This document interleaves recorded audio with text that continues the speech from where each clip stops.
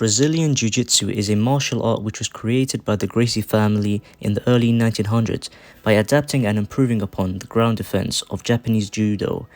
So I've been training in Jiu-Jitsu for about 8 months now, and I've really enjoyed it. Unlike striking martial arts such as boxing and Muay Thai, you can get closer to 100% effort during sparring with less risk of injury.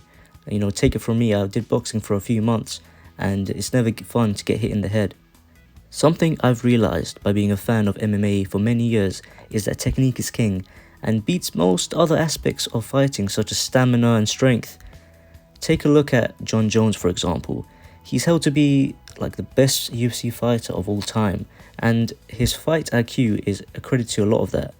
If you overlook the controversial steroid usage.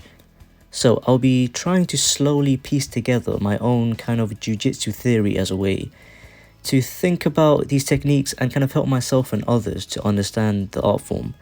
A huge disclaimer, I'm far from being an expert of the martial art and aim to make these videos for learning and development purposes. So what I wanted to share in this video is something I call the 5 principal positions of Jiu-Jitsu. To start, the first one we have is stand up. Although the core of Jiu-Jitsu consists of being on the ground, most fights and in competitions or outside of competitions are going to start standing up. The art of bringing your opponent to the ground is where the main influence of Judo comes in. From what I've learned so far, the technique behind a takedown is composed of 3 things. First, you need to fight for a dominant grip over your opponent. This can be either on the body or on the gi, which is the kit they use in Jiu-Jitsu.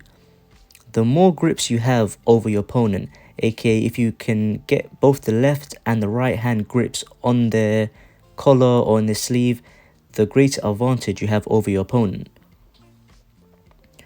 Once you've secured these grips, you need to leverage them to break your opponent's balance and posture. This can be done through a combination of pushes and pulls at different angles.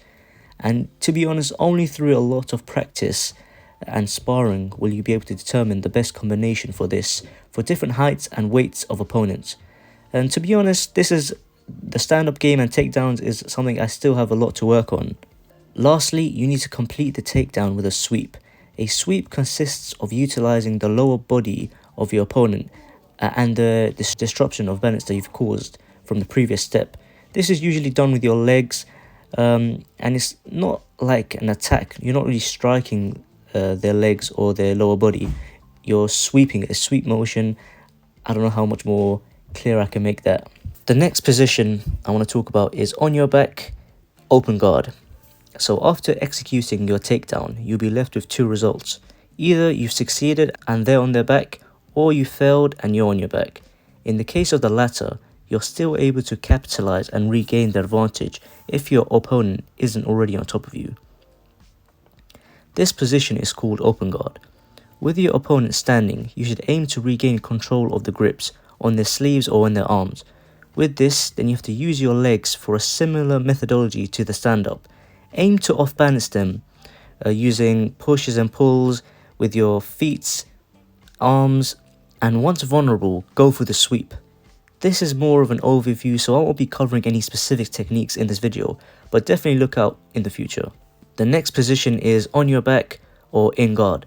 So if you aren't able to capitalize when they're standing up, you'll be on your back and your opponent will be on top of you. This is kind of like the worst position to be in if your opponent is in mount. Now, the main way to counteract them being on top of you is to get them in your guard. Now, what guard means is to have your legs locked around their torso and your back on the ground. From there, you need to utilize your hips and legs to manage the distance between you and your opponent and to block strikes. The aim from here is to get onto mount or take their back to execute a submission. Next position, mount. The mount is the most dominant position you can gain in the ground game. This consists of having your opponent on their back and you on top of them.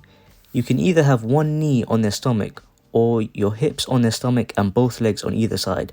The key is to utilize your weight to maintain control over your opponent and use your feet and hands for balance as your opponent responds and attempts to throw you off.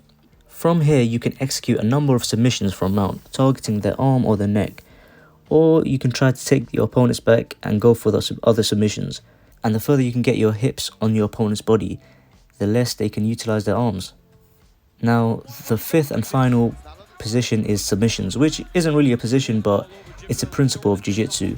So submissions are used to end the match by placing your opponent in a compromised position where they have to tap. I hope to go into a lot more detail about specific submissions because each one of them can vary a lot.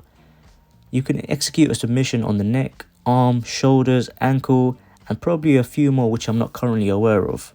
For all submissions, a tight grip is required to be placed on the body part of your opponent to make that body part a bit more awkward and get into a painful position. During sparring, students are encouraged to go slowly and really respect the tap when executing these submissions. Otherwise, you can really fall into some serious injuries, as that's the main aim of the submission. So these are the main 5 principal positions that I've kind of acquired for my 8 months of Jiu-Jitsu. So mastery of these requires a unique set of techniques and understanding.